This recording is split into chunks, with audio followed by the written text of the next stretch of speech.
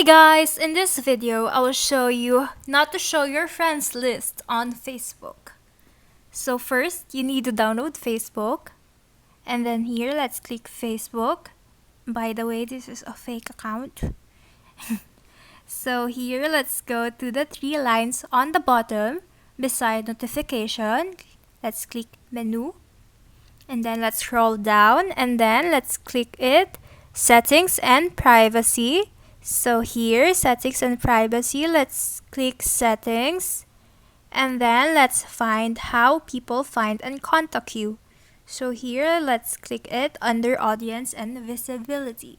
So let's click it. Who can send your friend request? Everyone who can see your friends list. This one, let's click this one. Let's turn it into public to. Before that, let's click more to only me, so that it will not show your friends who are your friends on Facebook. So yeah, that's it. I hope this video helped you. Thank you for watching. Have a great day.